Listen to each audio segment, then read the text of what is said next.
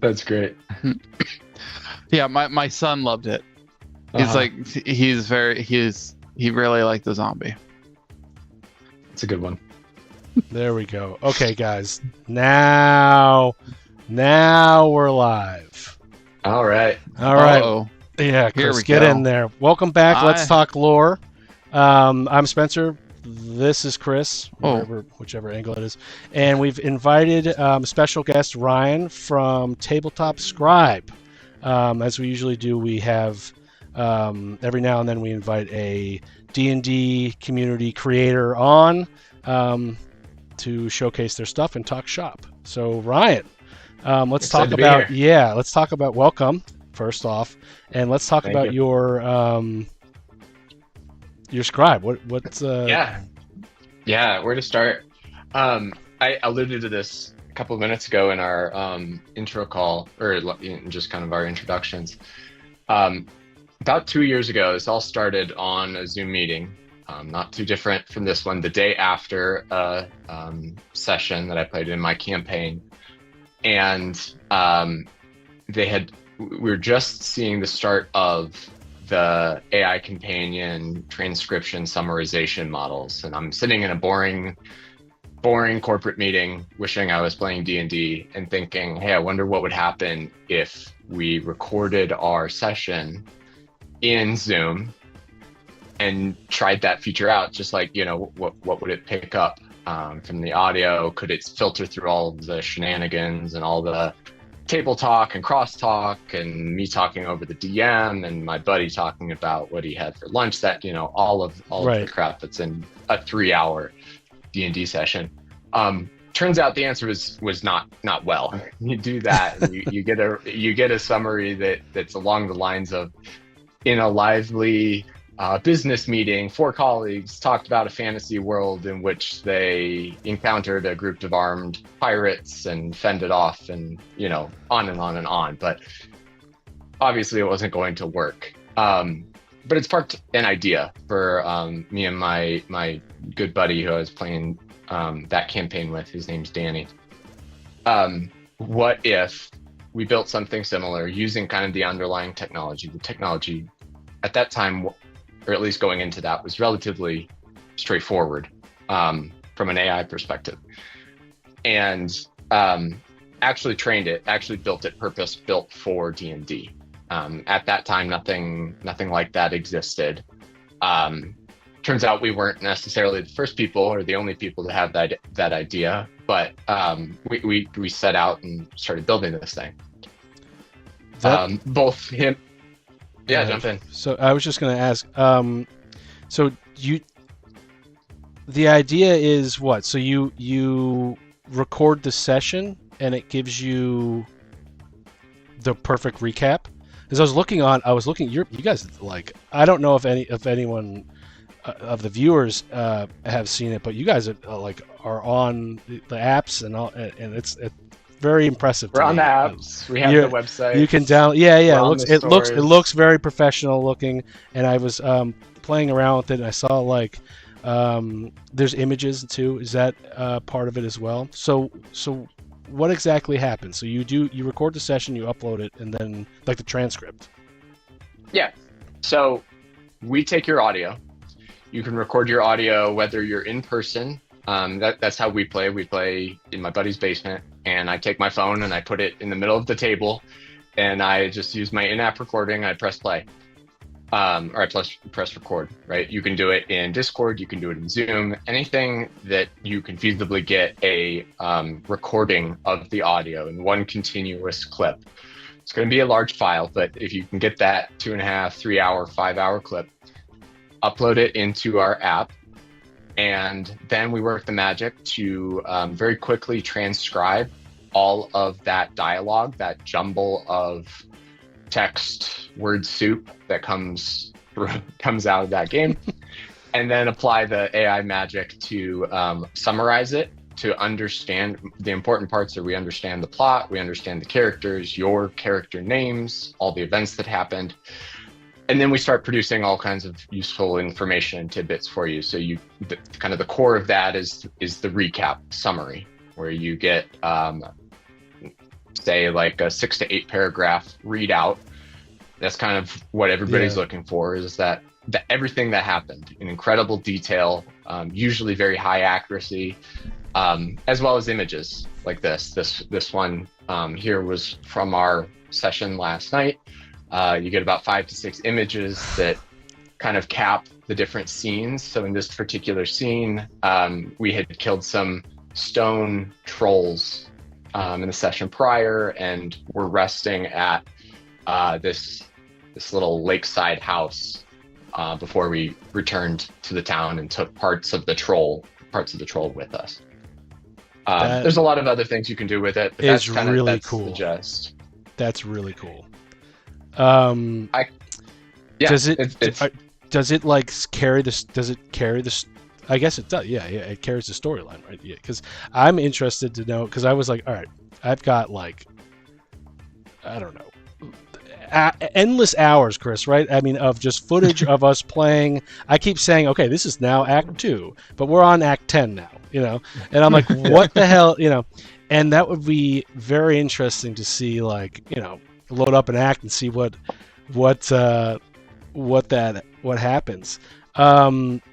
AI pushback, and we don't want to talk about AI too much because, I mean, we can get into it, but it's like there's a lot of, as we talked about before we jumped on and was just doing the intros, there's a lot of like hesitancy to embrace it with certain groups, and then there's also the people that embrace it, whether you view it as like a tool or you view it as a disruptor or whatever, however you view it. Or the big bad. Yeah, or the big bad. But like you're going to have to adapt to it, no matter where you are, you adapt to it. I don't have anything bad to say about AI. There are people that don't, but I love the idea that, I mean, do you know how long that would take you to do? So what would the alternative be? To like, you just wouldn't have this. You wouldn't have this. It doesn't exist. You would just have to be. I mean, listen, Chris, and you correct me if I'm wrong. You are a very good note taker at the D&D sessions. Chris's recaps are like, when we roll for recap at the very beginning, we're like, okay, let's roll for recap. The lowest score usually gets it. I hope it's Chris, because like his recaps are about 8 to 10 minutes. You know. Very detailed, you know. I have to be honest, I cheat, mainly because I don't have what I want of that. It's just like that recap that I can read and just have an understanding. So I do some handyman construction work, and I have many hours where I'm just doing work where I can listen to stuff. So I just listen to our entire session from last week, the day of. So that was going through our notes. I'm remembering stuff that I listened to. So I cheat. But even so, there's still miss like unbelievable. Even the DM. I'm creating all the stuff, and I forget important things. And like, that's the benefit of your product. I love that idea too. It's like, that's going to be my question. Instead of just like the full recap, I love that. What I was trying to, or would try to do, is have my like DM note updates of like, these are the things that changed in the world from this session, of like, okay, I have to go make sure that this note gets sent to this person. I have to make sure that here's all my checklist of things to do after this whole session, of like, this is the recap, and I have to read it and then take my other secondary note of that. Having like reports of, I know Spencer is looking at some other product of giving notes to or players of things that you were doing, how engaged you were, or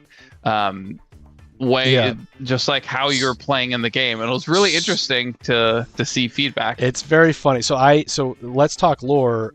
We just talk about player immersion. Like what can help? And I love your the scribe, tabletop scribe, because I feel like what's a better way to get immersed, like jumpstart the game, than having like a beautifully illustrate it. You guys can all watch. If you're in person, you can all watch it. Yeah. Even if you're not in person, right? How does that work? So like we play. Everyone's everywhere in the U.S. So I've got people on the West Coast. We all make it work.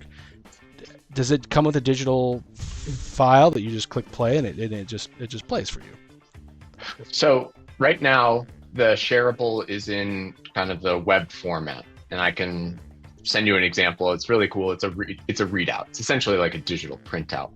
What we're looking to do though, because it's an app, we have the ability to put this in all of your players' pockets. So it's a tool that they could pull up pre-session, post-session, Tuesday afternoon when they're thinking about D&D and want to remember what happened, right? We can send reminders for us. Every campaign is different, but for us, we love to send it out immediately after the session. The memories are hot. You're like, I can't wait to see how this scene turned out in the images, or like, that was so zany. That's got to be insane. Like this was fun, right? Like what's that got to be? And then immediately before the next session, I send out a reminder, say, hey, everybody get up to speed, refresh yourself. Because something I talk about, going back to immersion a lot, is the gap between player memory and character memory, right? This world is happening in linear time, but you and your players, you're in your group, might not be able to play weekly, bi-weekly, monthly. There's so much you forget that I think takes you out of the immersion of playing the game when you don't remember that character. Like, you want to role play with the shopkeeper who introduced herself to you 5 minutes ago, but it was a month ago and now you don't remember her name. Right. Like, you forgot the quest you're on because life happens and gets in the way, right? So by staying up to speed in the story, I think that goes a long way in keeping. And I've seen it in the players at the table of like, they're so much more engaged because they remember why they're here. They remember who you're talking to. They remember that nuanced plot point that that hooked you in the first place. Love that. It's honestly big. It's really big. I feel like this is so cool, and I can't wait to see you like rise through, because like I don't know if there's anything I've tried, like as Chris was saying, I tried I feel like everyone we play with, when it comes to problem players, there's a variety of different ones. I've seen all the YouTube stuff, I've read all the stuff, but like really, like, it's just a communication issue. But with particular people, I feel like everyone in my group has a little bit of a problem style. They're not problem players, but they have different needs and wants in the game that the DM should know about. Where am I going with this? Oh, so what I tried to do is take the transcript and upload it. I don't know. Again, the way I use AI, it's just an advanced Google.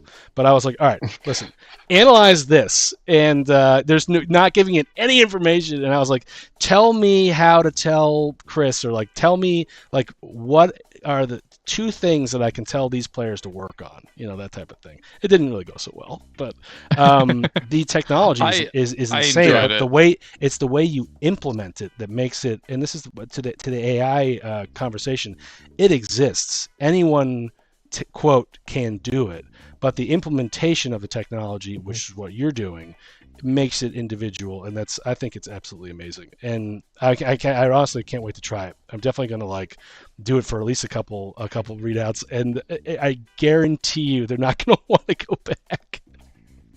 But we'll see. I would love, Chris, what do you think the image of we're gonna have to send you the images of the player characters that they get developed, because like some of these guys are just so unbelievably weird.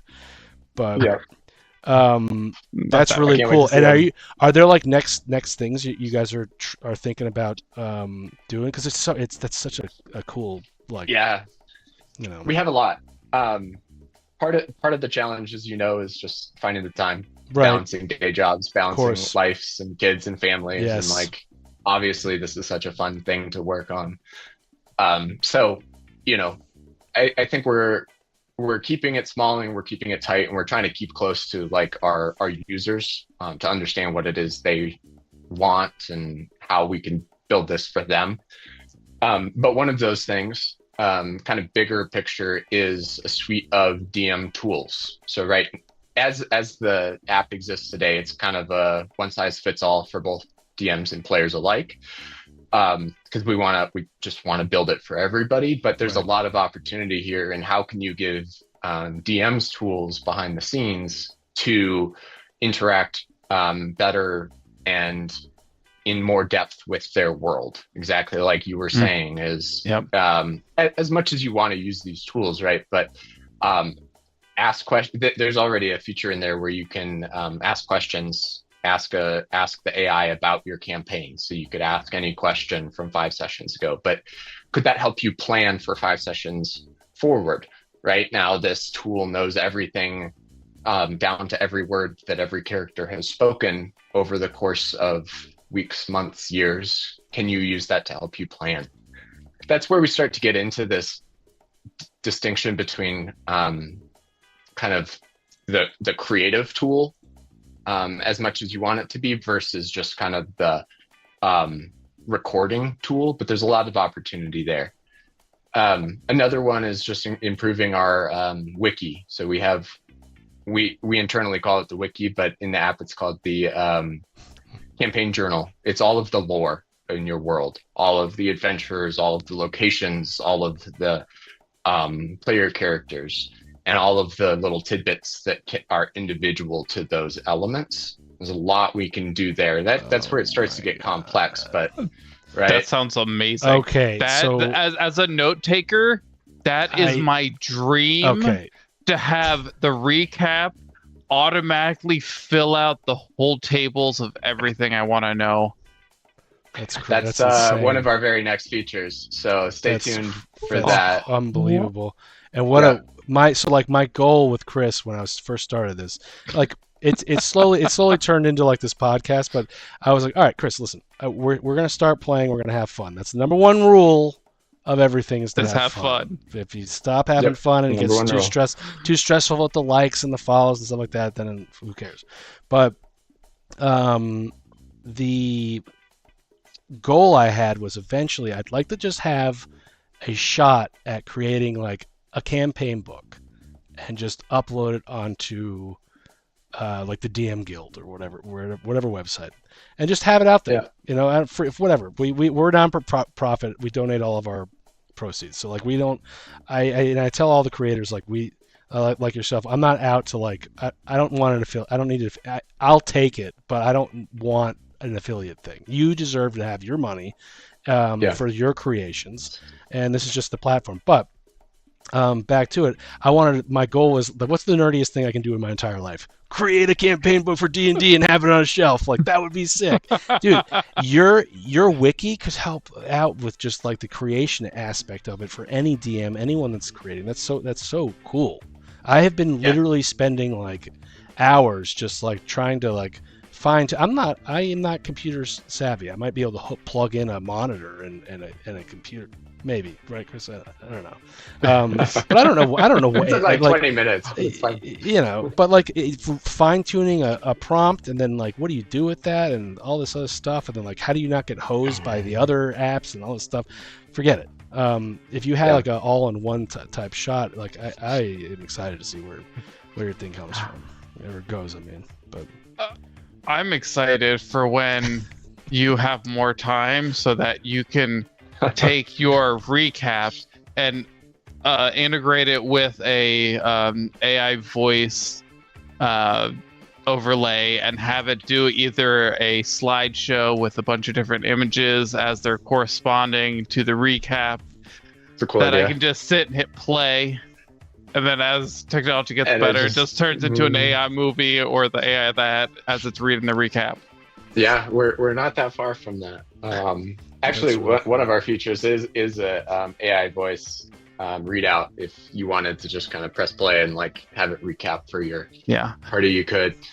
Spencer, I wanted to touch on what you said about your end goal being a campaign book. One of my end goals for this app is to be able to print your campaign into a hardcover book that you can put on your shelf. So that's crazy. That's awesome. 3 months later, that's 6 awesome. months later, 1 year later, right? When you say if your campaign ever ends, when you say it's done, You take all of the session recaps, you take all of the location entries, all of the characters, and all of the images, right? And you get it shipped to you on a hardcover book that you can put on your shelf.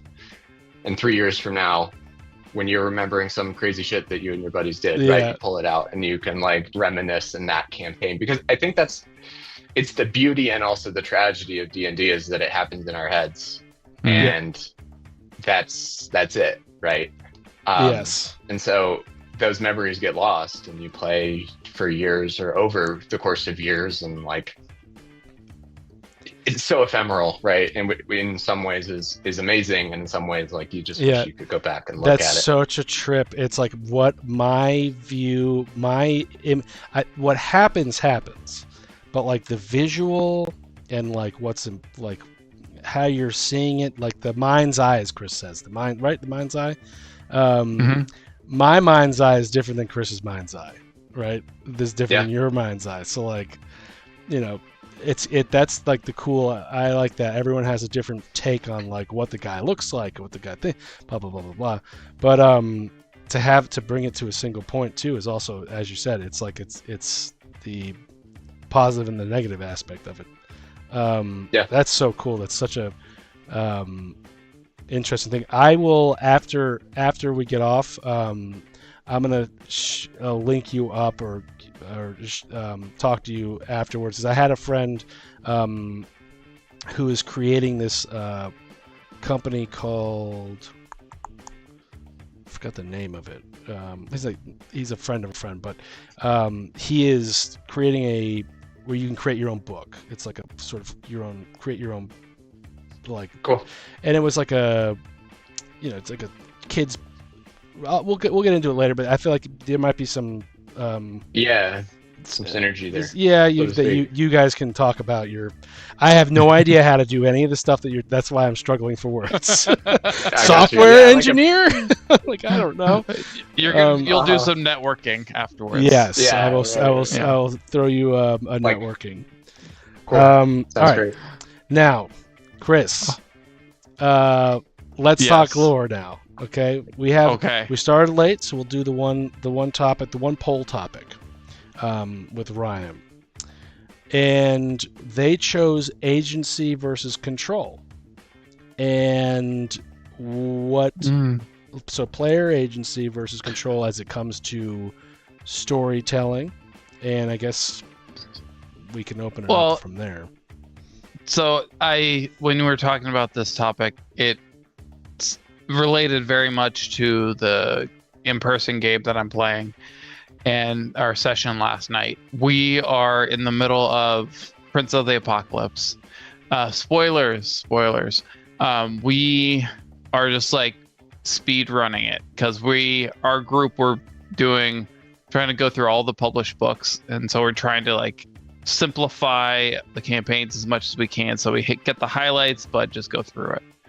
So we get to the town and we go in and we're just like bypassing all the dungeon except for the boss fights. So we get in, we do the one boss fight, and we get back to town, and it's not like where you guys want to go next, how do you want to do this. It's like, all right, next week we'll have you guys at the fight of whoever I want to prep.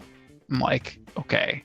It feels a little like we're just playing along here to whatever happens to throw, which as a DM, I understand you're just trying to get all the stuff going, but as a player, it feels that very much railroad, that very much like I'm just putting you in these little movie cinematics and we're just going to play.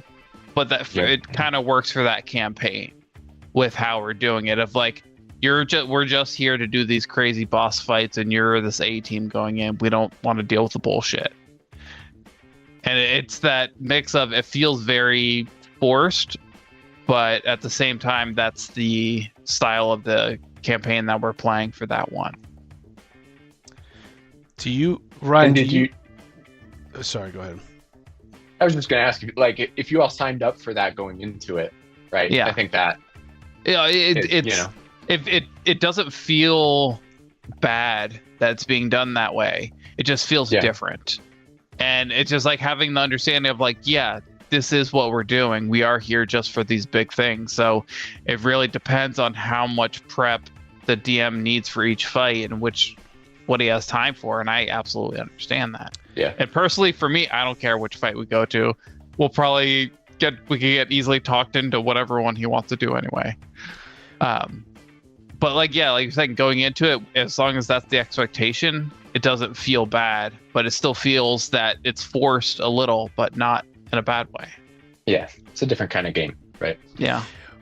The communication, Chris. I mean, Chris always says we always have like a topics where we talk about weather and how to use weather in immersive fashion. Like we talk about how sicknesses, like don't forget to give a player a cough, whatever, or like anything that can. It's not just that, but it's also like how do you do combat and all that stuff.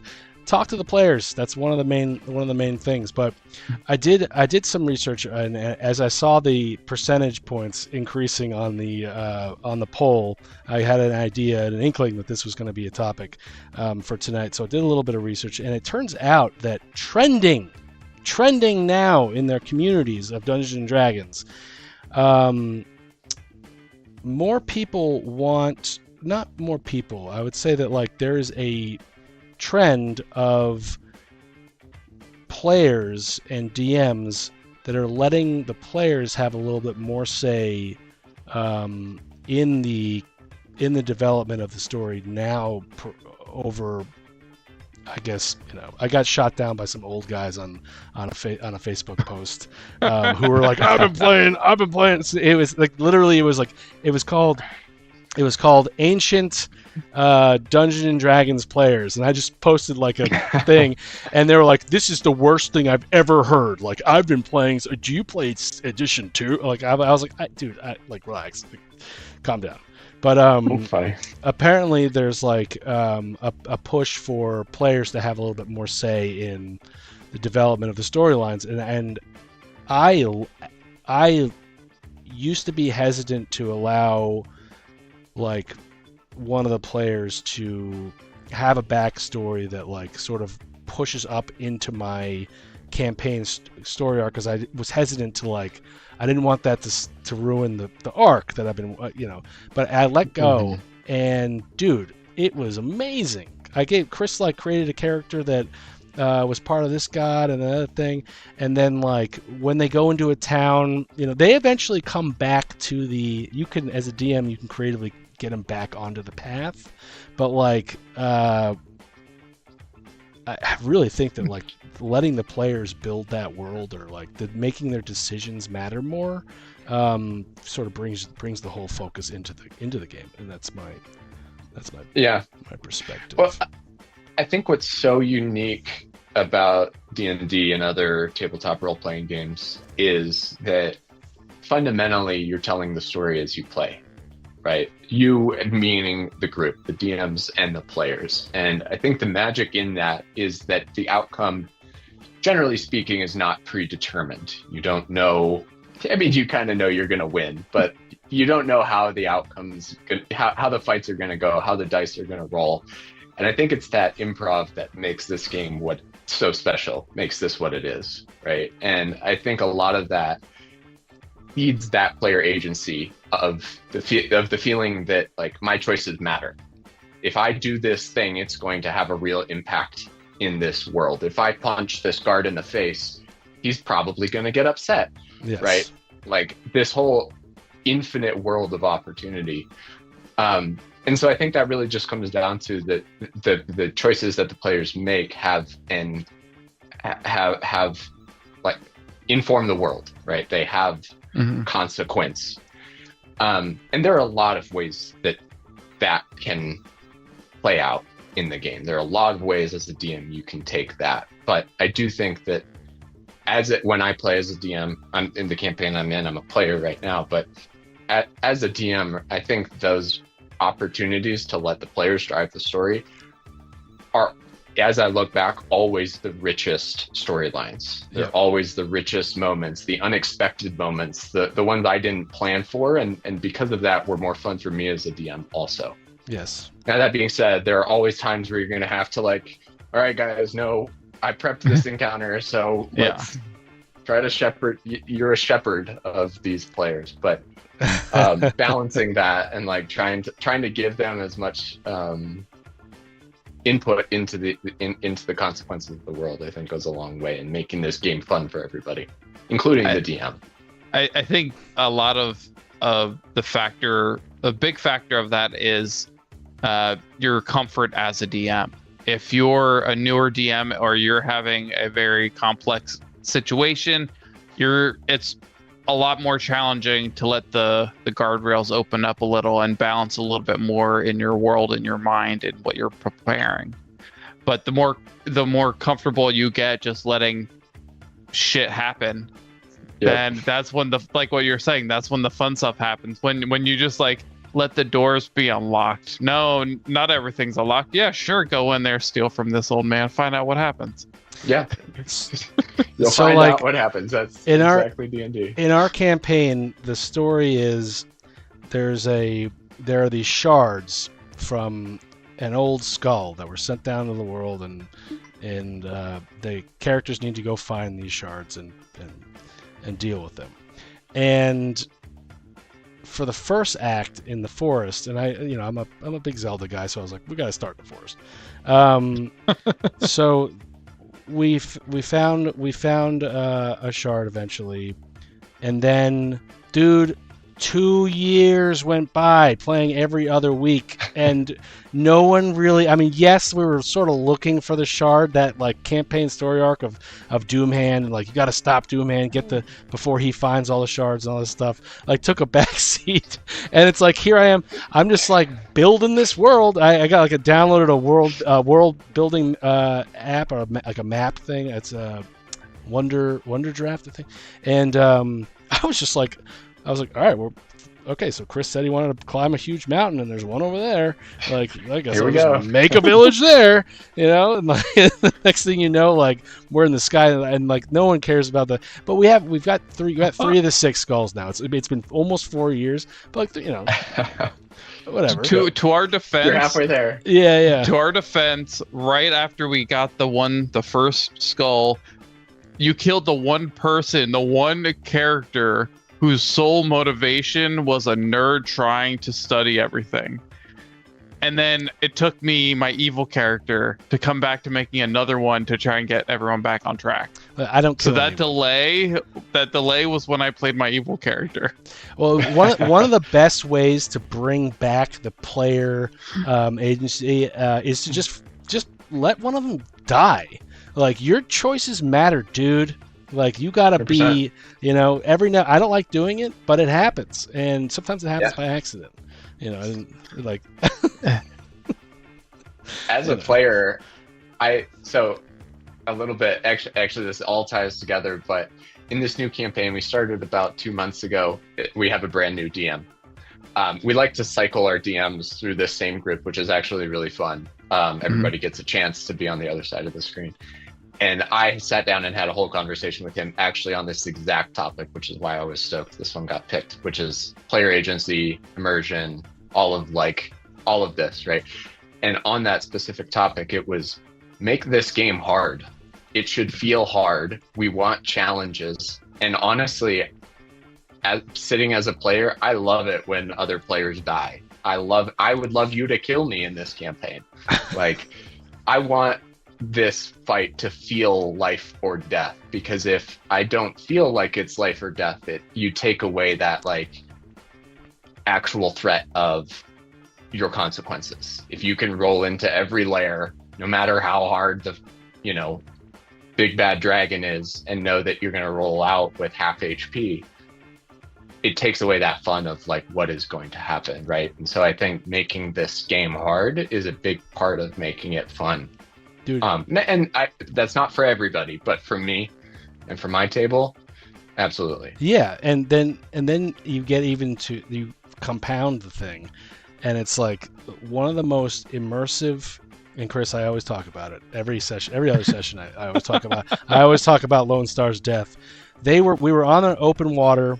A Kraken priest splashed up on the boat, and he said, my lord has sent me to take your magical weapons or I'm here to collect the offerings. And they were like, what offerings? And he wants all the magical weapons, your most powerful ones. And the group said, no, like, absolutely not. Pushed him off the boat.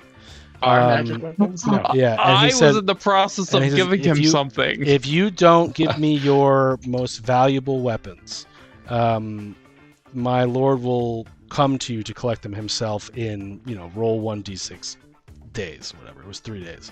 It was a Kraken. So the Kraken was chasing the boat for a while. It was hilarious. Anyway, they got to battle the Kraken finally. There's a really small island, whatever. And I was like, I don't know how you guys are going to do this. It might be like everyone dies, who knows. But, go off on your own chat and let's play, keep it suspenseful. Dude, Chris sacrificed himself. He put like a bag of holding within some sort of other type of bag of holding, creating a void. And I was like, I'm going to let this one go. That's awesome. It sucks the crack in it. I didn't even know that was part of the D&D. Like, what was it? It was whatever it was. And then the whole group, like, when that happened, it was like, oh, what is happening? And I was sitting there, I've got goosebumps talking about it right now. It was insane. Like, that type of like self-sacrifice stuff, and like that is where it's at. And like, to get there, you have to have that.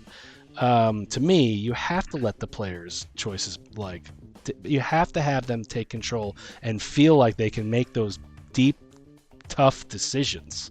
And yes, make it hard. Like, you guys are like a group of like level 6, 8 people with a Kraken coming after you. There's no way you're gonna, You want the players to feel like they can actually change the world.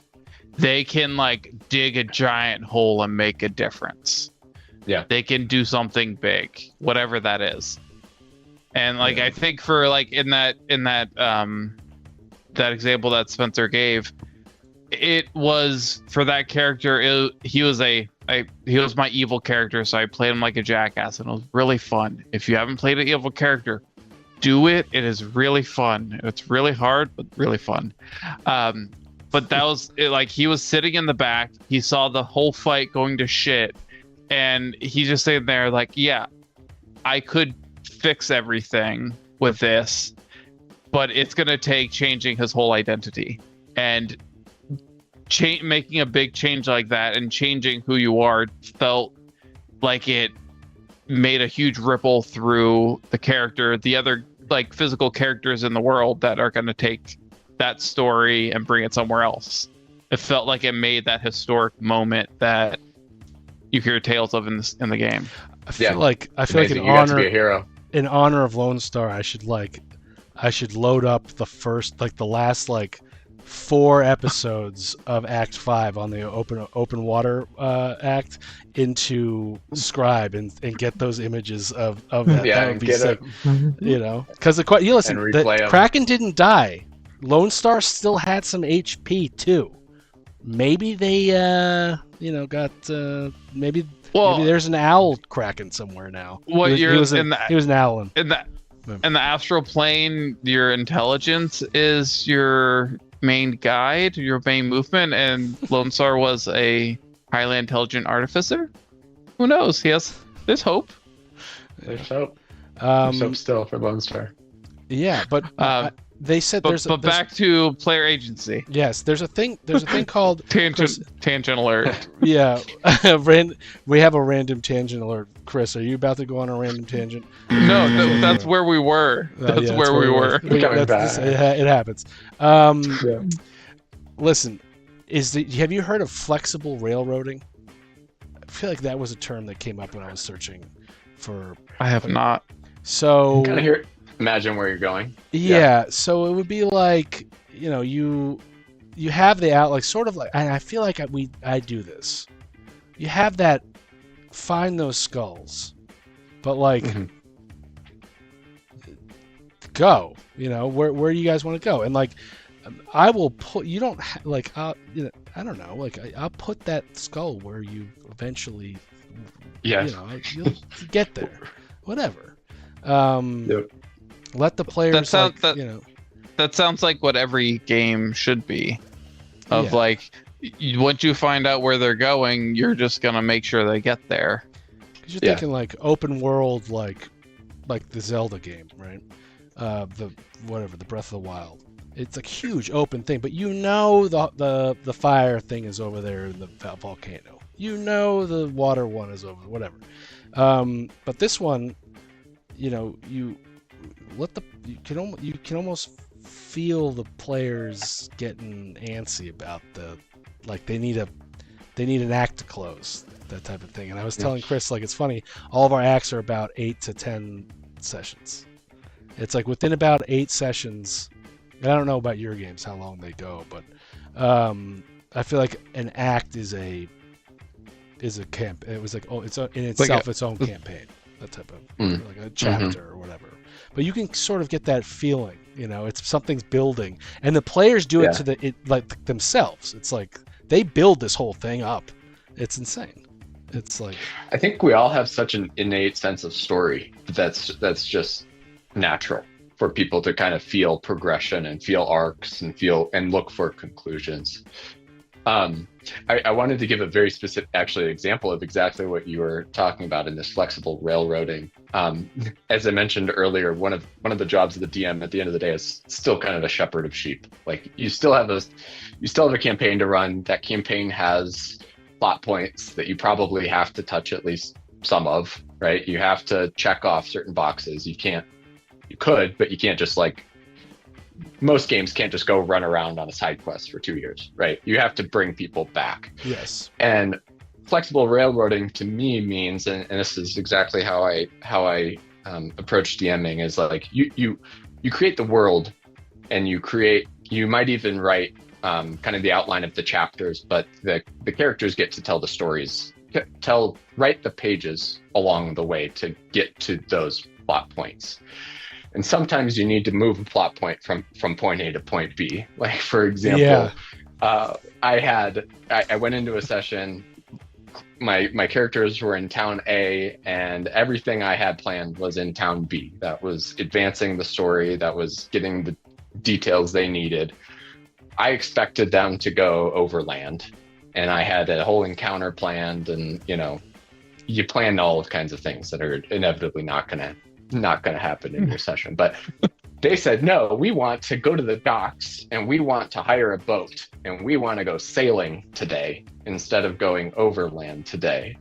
And so, there's a choice where maybe a younger DM or a more rigid DM would say, no, the docks are close to there. There aren't any boats. There's no docks in this city, right? You have the one way out is the road. Or you adapt your road encounter to be a kraken or a sea monster, and you put the town that you were intending them to come upon land as an island that, they crash after the sea encounter and they wash up on shore, and wow, this person who has the critical information happens to be on this island that you ran into, right? You have these modular pieces that you can build a world around, that you can very easily move from point A to point B and still kind of shepherd these sheep in such a way that advances the story in the way that you need it to, but also still makes their choices matter and have an impact on said story. Yeah. Right. Yeah, you can. So they were digging around the Underdark forever, and I was like, how am I going to get the Blue Skull in there? And they went to this area, they know the Blue Shard, and I was like, oh, and I had Doom. I had the character, I had the bad guy already have the skull, so he already had it. So the players were like, shit, like, why are we down in the Underdark now? Like, this is where we thought we were supposed to be. And I sort of felt that a little bit. And I was like, all right, maybe I should figure out how to do this. So I put a time dragon down, and I had them have the ability to go back in time. But it was a time heist. So the skulls, the back in time, the skull was there. And they know where it was, or the shard was there. They know where it was. So you have 8, days or whatever it is to go get it. Creative ways of bringing the focus back, but yeah, I just feel like letting the players feel. Well, they are. It's not like letting the players feel like they're in charge. They are in charge. You're just sort of like a. Mm-hmm. You're sort of like a I don't know what are Yeah. you, Chris? You're like a The shepherd was a great Yeah. term. Right. But you you don't want to when be you were shepherd. describing moving the pieces around, you brought something into my mind that I forget as a DM a lot of the time. The players don't know all the stories and the plot hooks and everything else that you've developed and all this whole shit that we've done. They only know the story that they've been given. And I feel a lot of times I am resistant to move those pieces around because, like, no, this story has to go this way because of this and this. The story can do whatever, and it can change because they don't know what it's supposed to be. Yeah. And The it's story's not written until you Yeah. play it, right? exactly. Exactly that. Hmm. Yeah, I just feel like the start. Yeah, exactly what you said. I think you said it perfectly well. You said Yeah. the chapters are there, but it's really the players that write the pages or Yeah. whatever, however you Yeah. you said it. I like it. And I, Beautiful. You know. one last note there, Spencer, you mentioned like the players don't necessarily need to see behind the curtain either in how this story was built or comes together, or that, you know, that plot hook was supposed to be this plot hook, or Mhm. that character moved from here to there. Like, I think there's an element of magic to the work of being a DM where you kind of wave your hands and the story is what the story is. Exactly what you were saying, Chris. Not like which encounters you prepped and didn't get to plan, or what idea you had 3 months ago that didn't pan out. The story is the story, and let that be it, right? You don't necessarily have to like get hung up on what could have been or what wasn't or what should have been, because that's not the game. The game is not prep D&D. The game is play D&D. I had a encounter in the desert area, Chris, if you remember, where I had them go into a Minotaur precinct where they were torturing people for information. It was a whole big thing. The orc escaped, and they got this orc, and they're really hesitant to trust him. And I didn't play the NPC well enough for them to trust him. That was my fault. Maybe it wasn't. Whatever. But I was going to have the NPC go ahead of the group to an area that they were trying to get to, and that NPC was just going to slaughter take all the information they had with everything. And Aaron, he was like, all right, before you go, what is that over there? And he just one shot at the guy, just he's like, I don't trust this guy at all. And like, funny because I was going to have him go and like destroy the village that they were going to go get information and the whereabouts of this guy, the guy that they were looking for and everything. And so the very next scene, they were like, and I'm like, where are you guys going? They jumped on the magic carpet and they rode over to the area. And I was like, I feel like I should, like, I have to, like, do I have someone else destroy this village now? Or do I just have the village is just alive and lively now? Like, the information is there for them. And I just did that. I was like, screw it. It's like, yeah, just let it go. And it turned out to be a great solution. Like, completely player driven, threw me through a loop because I had planned that entire 2 weeks to like run that whole thing. And it was awesome. Yeah. And it now was really cool. Yeah. I think so much of all of this is just being okay with like relaxing your grip on the story.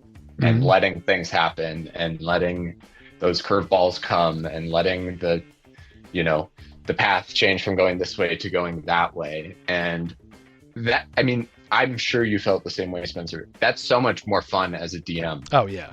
To run that scene because it's new for you. You get to be a player in that scene. You don't have all the answers, right? You're improving just the same way. Everyone is laughing. Right? You're allowed to take down the curtain. Fun. You're allowed to take down the curtain and be like, "Well, you guys just fucked that whole thing up." Like this is and they all laugh. They give you time. You can take your time to put it together a little bit.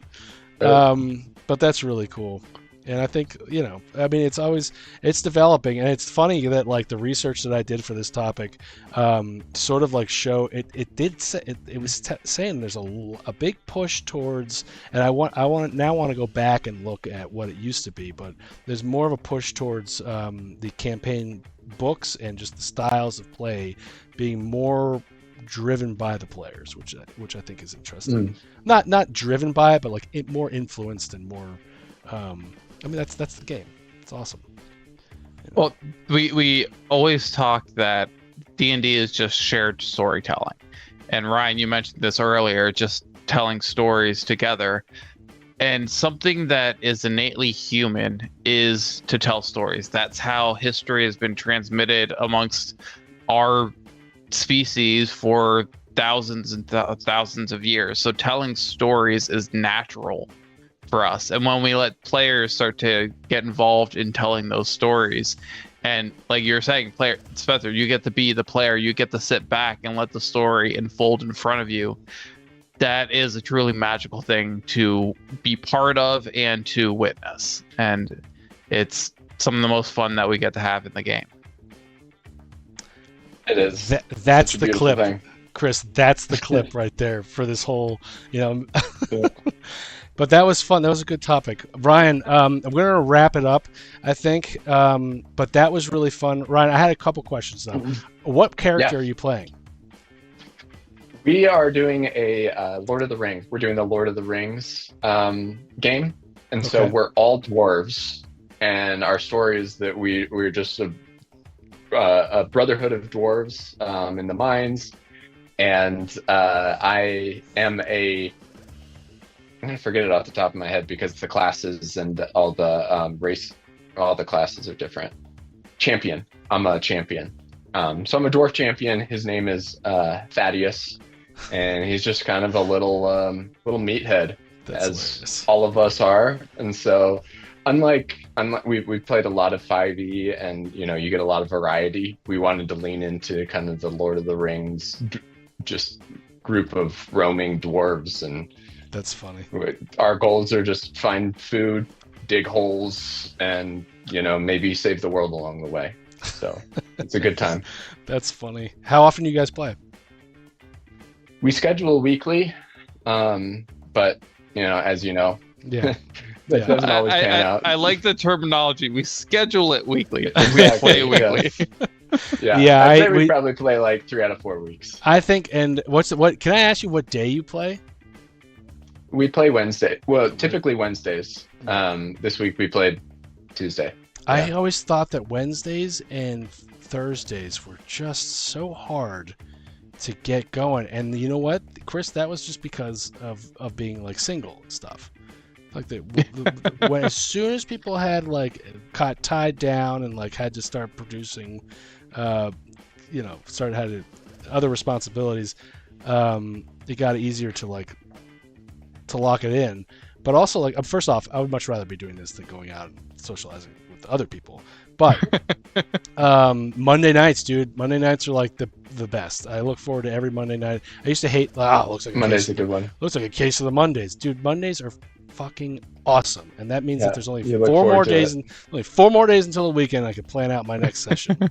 I like that. I like that. But, Ryan, I have one other question for you, and maybe to throw something else onto your plate that I know you don't need more of. Because Spencer was just bringing up that a lot more people are playing or getting campaign guides and worlds, pre-built worlds. And your campaign or your wiki, your campaign journal, whatever, I forgot the term you're using. Is there a way to like preload the campaign guide that you're going to be using into it so that all the lore that you're developing has that reference to all of that history that's already developed? That is a frequently requested feature, I would say. So definitely on our radar. Glad I'm not the only one. Not only modules, but a lot of people would like to bring in all of their homebrew lore, all of maybe you've been running a campaign for 6 months and you want to bring in like your notes. So that's definitely on the roadmap. It's not there right now. I can't. What I would say is can't You'd be very wait. impressed. I Yeah. can't. I hope you have I hope you have like terabytes ready because I've got. I literally have. Like I cannot believe Chris. I'm so pissed off that I don't have the first 16 sessions of our campaign with the forest. The forest is The mine. Trivium. I will make that my goal is to have the forest. But everything else, oh my god! As soon as you're ready to like upload that campaign, I'm just bam. There you go. Bam, yeah, Boom. yeah. Let's do it. you But- know? And there's so many different ways people keep all of this, so we want to make sure we're doing it right and Mhm. Yeah. doing it secure and doing it private, yet all of the above. Yeah. But definitely on our roadmap. I'm gonna be Yeah. I'll be very Awesome. happy to shoot Josh, his name, a private message and maybe if you had any questions. I know he's doing the create the book stuff, and it's like pretty much it's your book and you can sell it on their page and blah blah blah blah blah. Mhm. And I know that he knows like the legality, that type of stuff, and like the right and wrong. That's Yeah, the the guy. copyright That's my guy for you. Yeah, I don't know. Yeah. If you have a plumbing issue, I'll be more than happy to help you with that. I can. I'll give assist you a with. call. Yeah. You'll drive from New York to And- Colorado. yeah. Listen, I You'll gotta- sync. Babe, watch the 3 kids. I'll be back next week. Yeah. And then come to the Keys and we all sit on the beach and breathe. Yeah, and That sounds incredible. we'll listen to the recap. Yeah. All right, guys. Well, That's it. Thank you. Let's Talk Lore is complete. Roll high and That subscribe. was, roll high and subscribe. Chris, you beat me. And that we're